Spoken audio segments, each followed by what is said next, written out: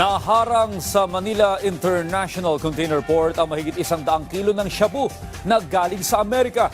Paniwala ng Bureau of Customs, organisadong grupo ang nasa likod nito, lalo't hindi basta-basta nadidetect ang kontrabando. Yan ang ulat ni Gab Villegas. Naharang ng Bureau of Customs ang nasa 749 million pesos na halaga ng shabu sa Manila International Container Port. Ayon kay BOC Commissioner Ariel Nepomuceno, galing ang 4 na balikbayan box na may bigat na nasa 110 kilo mula sa Estados Unidos. Anya, hindi pang karaniwan na nanggagaling sa Amerika ang mga kontrabando. Matindi rin ang modus ng mga nagpadala ng droga dahil hindi basta-basta makikita sa x-ray at maaamoy ng K9 ang mga iligal na droga na nakalagay sa mga container.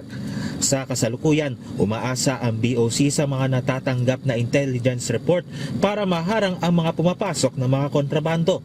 Nakikita rin ni Commissioner Nepomuceno na organisadong grupo ang mga nasa likod ng pagpapadala ng mga kontrabando. Makikipagtulungan tayo sa PIDEA upang palalimin pa yung investigasyon. Ang meron tayo ngayon ay kung sino yung tinatawag na consolidators at deconsolidators. Patuloy rin ang pagsisikap ng BOC na tiyaking walang makalulusot na iligal na droga sa bansa. Pagbubutihan pa natin yung sistema natin with the machines that have better capabilities. Kailangan nating magkaroon ng mas modernong kapabilidad na hindi tayo aasa lang sa intelligence reports. Siniguro rin ng BOC na hindi maaantala ang pagre-release sa mga balikbayan box habang papalapit na ang bare months.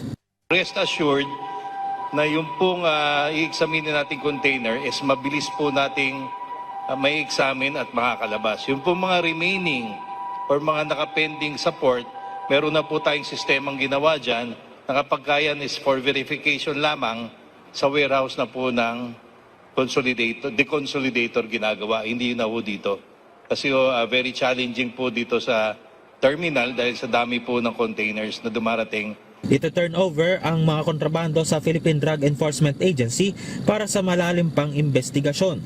Mahaharap naman sa paglabag sa Dangerous Drugs Act at Customs Modernization and Tariff Act ang mga nasa likod ng pagpapadala ng iligal na droga sa bansa. Gab Villegas para sa Pambansang TV sa Bagong Pilipinas.